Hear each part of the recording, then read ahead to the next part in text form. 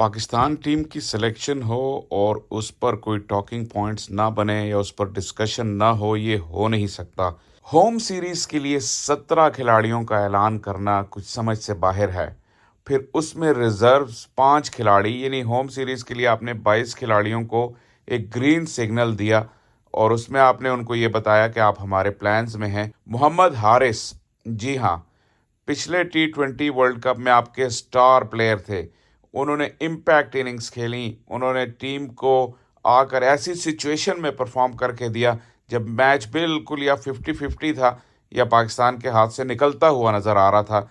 वहाँ उन्होंने game changing innings खेली। ऐसे पोटेंशियल वाले प्लेयर को, ऐसे परफॉर्मर को और ऐसे फियरलेस प्लेयर को जिसने मिडल ऑर्डर में आके परफॉर्म किया, जी ये लफ्ज़ याद रखिएगा, मिडल ऑर्डर में परफॉर्म किया। और पाकिस्तान टीम को प्रॉब्लम कहाँ आ रही है?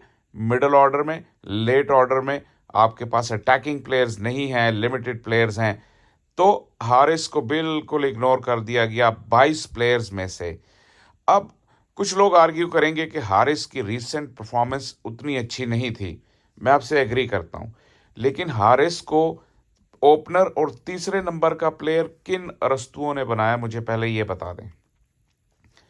मुझे पता है कि सोशल मीडिया पे भी कैंपेन थी कि हारिस और साइम की ओपनिंग पेयर और ये और वो और सारा कुछ। साइम और हारिस का कंपैरिजन नहीं बनता। हारिस की फर्स्ट क्लास की एवरेज सिर्फ 14 रन की है। हारिस ने अभी इतनी क्रिकेट खेली ही नहीं है फर्स्ट क्लास, अभी वो यंग हैं। और बैटिंग जो एक आर्ट है, और जब आप टॉप ऑर्डर पे बैटिंग करते हैं तो ये art over a period develop होता है और आपको इनिंग्स बनानी, इनिंग्स चलानी आ जाती है। हारिस का अभी ये है कि हारिस के पास बोल्ड और फियरलेस स्ट्रोक्स हैं। वो आपको इम्पैक्ट तो क्रिएट करके दे सकते हैं, लेकिन आपकी इनिंग्स वो चला नहीं सकते। तो आपने उनकी रोल जो है उसको रिकग्नाइज नहीं किया, उनको गलत जगहों पे खिलाया, और जाहिर है वो उसके अभी अहल नहीं थे, और उसी बेस पर फिर आपने उनको टीम से निकाल दिया। तो ये किसकी गलती है? ये किसने जज करना था कि हारिस का यंग करियर है, इसमें अभी उसने इतनी बैटिंग नहीं की। सिर्फ उसके पास पोटेंशियल है, उसके पास इनोवेशंस हैं, और उसके पास एक फेयरलेस अप्रोच है, एक क्लियर अप्रोच है। और जब आप उसको टॉप ऑफ द ऑर्डर डालते हैं तो हर मैच में डिफरेंट सिचुएशन होती है, डिफरेंट कंडीशंस होती हैं, और कहीं आपकी विकेटें गिर जाएं, आपको रुक के खेलना पड़ता है। तो वो सारी अडेप्टेबिलिटी हारिस में अभी नहीं है। जाहिर है ये रिकग्नाइज करना तो टीम मैनेजमेंट का काम है। अगर आप एक घोड़े को गलत रेस में डाल दें या गलत ट्रैक पे डाल दें, फिर आप कहें कि ये घोड़े का कसूर है, तो ऐसा तो होता नहीं।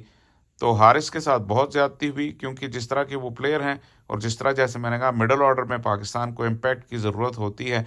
आप खुद सोचें, जहाँ पे साइम, बाबर और रिजवान अगर प्लेइंग में हैं तो ज़्यादातर ओवर्स तो वही खेल जाते हैं। इनमें से एक बंदा तो लाजमी ऐसा होता है जो लंबा जाएगा तीनों में से।